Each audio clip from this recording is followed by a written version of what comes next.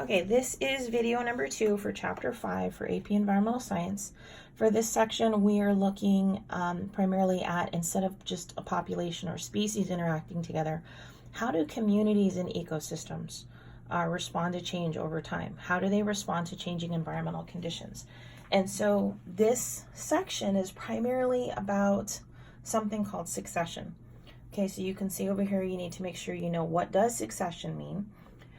What's primary, secondary succession, what are pioneer species, what is a climax or an end community, and then understand just the basics of what is inertia and resilience.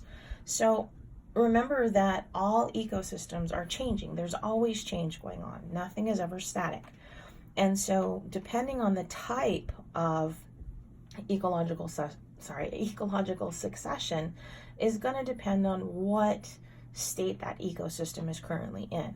So here they show this diagram that kind of goes from the very, very beginning of what an ecosystem or how an ecosystem starts out to the very, very end. And so when you have the beginnings of primary succession, that means there's no soil. And if you remember, soil is necessary for plants, for roots of plants so that plants can grow. So if you mostly have just rock, such as after a volcanic eruption and the formation of new islands because of volcanic lava, for example, or you have rock that's exposed after the melting or retreating of glaciers. That would be an example of primary succession. Over time, that rock weathers and erodes, and it becomes a little bit rockier. You have new species that start to move in, that start getting carried through wind, through, like we talked about with the Island Biogeography Lab, seeds and things that get dispersed throughout the wind. And these are called pioneer species. And in primary succession, usually the most familiar pioneer species are things like lichens and mosses. They have no roots, they're not vascular plants. And so they attach to rocks, and as they break down over time and they're decomposing, eventually that helps to speed up the weathering and the erosion of the rock. So now we start to get more and more, as you can see right here in this brown part, we start to build up a shallow layer of rocky soil. Well, that then sets the stage for plants, small, shallow-rooted plants to come into the area. And then those small, shallow-rooted plants can now start to grow, and again, they're going to go through their life cycles. They're going to die. When they die, they decompose. That ends up adding organic nutrients to the soil. The soil becomes deeper and richer. And now that we've got plants, you can now start to have animals showing up in that ecosystem. Okay, and again, same, just like with the plants, it starts off with small animals, usually insects, and other small animals, and then it's going to progress. But of course, you can't have an ecosystem, or you can't have animals without plants. So then it continues to go, and eventually you start to see more and more soil being developed. And we'll talk more detail with soil when we talk about chapter 12 for agriculture, and also when we do chapter 14 for minerals. And we'll go into more details with soil, but just remember, so soil, this is primarily how soil is being built up.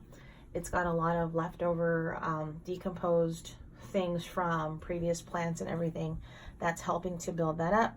And as that soil gets deeper, then you can have, it's suitable as a suitable environment for different types of plants that have longer roots and grow taller, so that can sustain or support their weight. And it continues to go until the very end, when you reach what's called the climax community.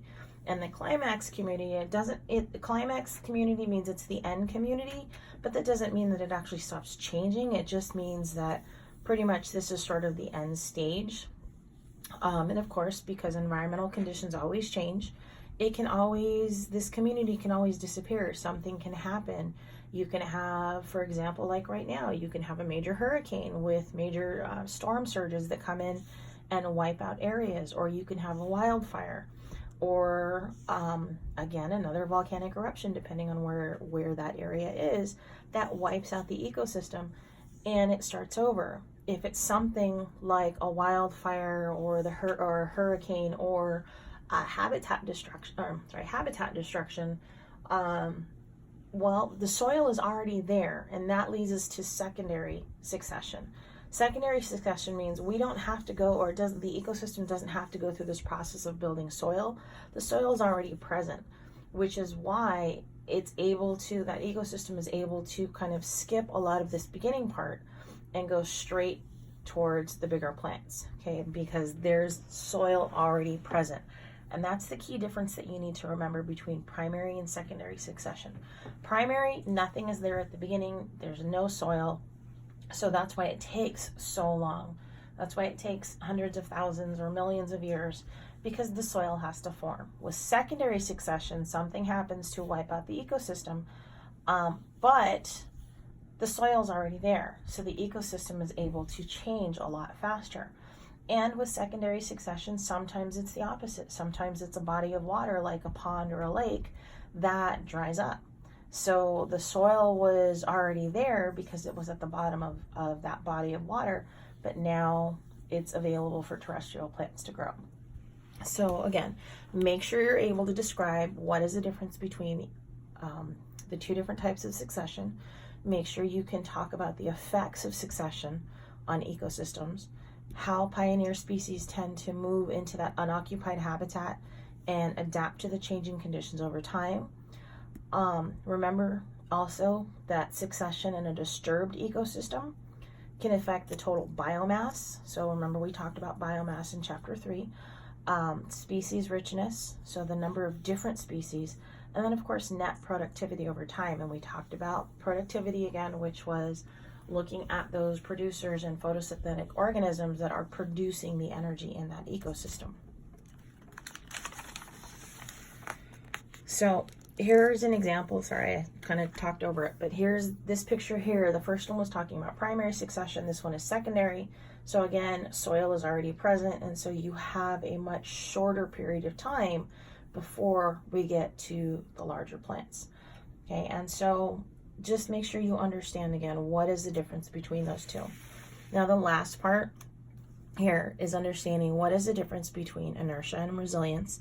So inertia is just, remember, understanding that ecosystems are always going through change. So when we talk about inertia or persistence, it's the ability of a living system, such as a biome, to survive moderate disturbances. So things that, would normally happen, storms that come through.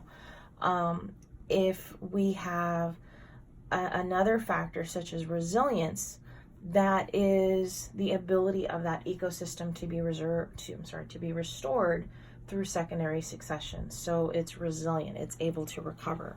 Okay, and so remember, when we talk about a lot of the things that we're going to talk about through the year, it's going to have to do with, are a lot of these ecosystems resilient? Are they able to, do they have this persistence? Are they able to recover from change, whether it's climate change, whether it's habitat destruction, whether it's rising sea levels? All of these things are having an impact on ecosystems and their ability to basically survive these changes.